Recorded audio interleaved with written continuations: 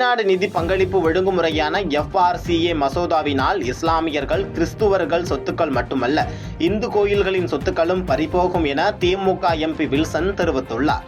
சென்னையில் செய்தியாளர்களை சந்தித்து பேசிய அவர், FRCA மசோதா 2 அவைகளிலும் நிறைவேற்றப்பட்டு அதற்கு குடியரசுத் தலைவர் ஒப்புதல் அளித்து சட்டமாக வந்தால் இஸ்லாமியர்கள், சிறுபான்மையினர் மற்றும் ஜெயின் சமூகத்தினர் சொத்துக்கள் பறிபோகும் எனவும், இதனால் வெளிநாட்டிலிருந்து நிதி உதவி பெறும் நிறுவனங்களுக்கு மத்திய அரசு லைசன்ஸ் கொடுக்காத பட்சத்தில் சட்டப்படி குற்றமாகும் எனவும் தெரிவித்தார். மேலும் இதை தடுக்கும் விதமாக சிறுபான்மையினர் மீதான கூட்டு நடவடிக்கை மன்றம் எனும் அமைப்பை உருவாக்கியுள்ளதாகவும், FRCA மசோதாவை எதிர்த்து வரும் ஜூன் 28ஆம் தேதி தேசிய பிரார்த்தனை நாளில் தேசிய உண்ணாவிரத நாளாக கடைபிடிக்க உள்ளதாகவும் தெரிவித்தார்.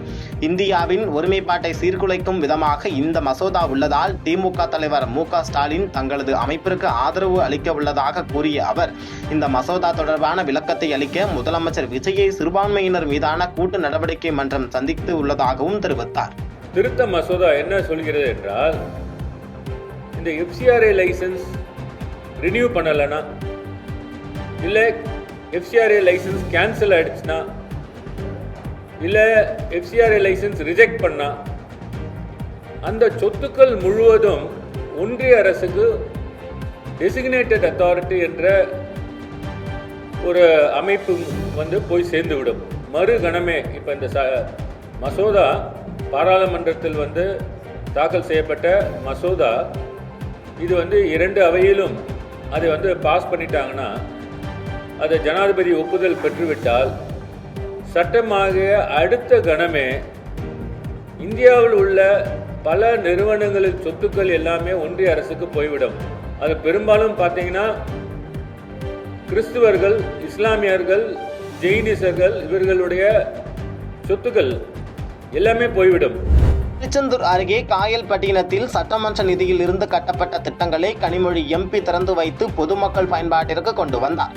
தூத்துக்குடி நாடாளுமன்ற உறுப்பினர் கனிமொழி திருச்செந்தூரில் ரூபாய் 40 லட்சம் மதிப்பில் கட்டப்பட்ட பல்நோக்கு மைய புதிய கட்டிடத்தை திறந்து வைத்தார். அதனைத் தொடர்ந்து சமூக பொறுப்பு நிதியிலிருந்து ரூபாய் 1.76 கோடி மதிப்பில் செவித்திறன் குறைபாடு கண்டறியும் கருவி, பச்சிளம் குழந்தை வெப்பமூட்டும் கருவி வழங்கினார். பள்ளிப்பாளையத்தில் சீல் வைக்கப்பட்ட சாய ஆலை சட்டவிரோதமாக இயங்குவதாக புகார் எழுந்த நிலையில் நள்ளிரவு நேரத்தில் பால்வளத்துறை அமைச்சர் விஜயலட்சுமி அதிரடி ஆய்வு மேற்கொண்டார். நாமக்கல் மாவட்டம் பள்ளிப்பாளையம் குமாரபாளையம் பகுதியில் செயல்படும் பல்வேறு சாய ஆலைகளை சட்டவிரோதமாக இயங்குவதாக கூறி அதிகாரிகள் சீல் வைத்து சென்றனர். இருப்பினும் சட்டவிரோதமாக இரவு நேரத்தில் சாய ஆலைகள் இயங்குவதாக அப்பகுதி சட்டமன்ற உறுப்பினரும் பால்வளத்துறை அமைச்சருமான விஜயலட்சுமி அவர்களின் பொதுமக்கள் புகார் அளித்துள்ளனர். புகாரின் அடிப்படையில் பள்ளிப்பாளையம் சங்ககிரி சாலை ஒட்டமெத்தை என்ற பகுதியில் மாதேஸ்வரன் என்பவருக்கு சொந்தமான சாய ஆலைக்கு நள்ளிரவு நேரத்தில் சென்ற அமைச்சர் மாசு கட்டுப்பாடு அதிகாரிகளுடன் அதிரடி ஆய்வும் மேற்கொண்டார். அப்பொழுது சட்டவிரோதமாக உள்ளூர் மற்றும் வடமாநில தொழிலாளர்களை கொண்டு இரவு நேரத்தில் சாய ஆலைகள் இயங்கியதும் நேரடியாக சாய கழிவு நிறைய அப்படியே சாக்கடை கால்வாயில் திறந்து விட்டதும் தெரிய வந்தது. பின்னர் இதனை கண்டு அதிர்ச்சியடைந்த அமைச்சர் விஜயலட்சுமி இது குறித்து சட்ட ரீதியான நடவடிக்கைகள் எடுக்கப்படும் என தெரிவித்தார். கடலூர் அரசு தலைமை மருத்துவமனைக்கு நேரில் சென்று வீட்டு வசதி மற்றும் நகர்ப்புற வளர்ச்சித்துறை அமைச்சர் ராஜ்குமார் திடீர் ஆய்வு மேற்கொண்டார். கடலூர் அரசு தலைமை மருத்துவமனைக்கு நேரில் சென்று ஆய்வு மேற்கொண்ட வீட்டு வசதி மற்றும் நகர்ப்புற வளர்ச்சித்துறை அமைச்சர் ராஜ்குமார் அங்கு அவசர சிகிச்சை பிரிவுக்கு சென்று அங்கு வரும் நோயாளிகளுக்கு உரிய முறையில் சிகிச்சை அளிக்கப்படுகிறதா, பல மணி நேரத்தில் மருத்துவர்கள் பணிபுரிகின்றனர் என ஆய்வு மேற்கொண்டனர். அருகில் உள்ள அம்மா உணவகத்திற்கு சென்று ஆய்வு மேற்கொண்ட அவர் அங்கு உணவருந்திய பொதுமக்களிடம் உணவின் தரத்தை குறித்து கேட்டபொழுது உணவருந்திய பொதுமக்கள் சாம்பார் தண்ணியாக உள்ளதாகவும் தரமான முறையில் செய்து தர வேண்டும் என கேட்டுக்கொண்டனர்.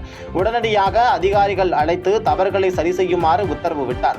தொடர்ந்து மருத்துவமனை குழந்தைகள் பிரிவு பகுதியில் உள்ள மின்விளக்குகள், மின்விசிறிகள் சரியாக இயங்கவில்லை என பொதுமக்கள் புகார் தெரிவித்ததை அடுத்து பொதுப்பணித்துறையினரை தொலைபேசியில் அழைத்து உடனடியாக இதற்கு தீர்வு காண வேண்டும் என உத்தரவு விட்டார்.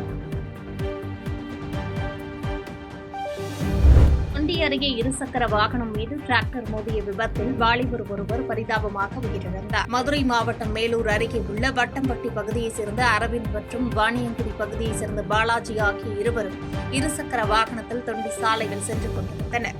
அப்போது வாகனம் தொண்டி MR பட்டினம் விநாயகர் கோவில் அருகே வந்தபோது அப்பகுதியில் சவுடு மண் அள்ளி கொண்டு வந்த டிராக்டர் சாலையை கடக்க முயன்றபோது எதிர்பாராத விதமாக இருசக்கர வாகனம் மீது மோதி விபத்துக்குள்ளானது. இந்த விபத்தில் அரவிந்த் சம்பவ இடத்திலேயே பரிதாபமாக உயிரிழந்த நிலையில் படுகாயமடைந்த பாலாஜி மீட்கப்பட்டு சிகிச்சைக்காக அரசு மருத்துவமனையில் அனுமதிக்கப்பட்டுள்ளார். மேலும் இந்த விபத்து குறித்து போலீசார் வழக்கு பதிந்து விசாரித்து வருகின்றனர்.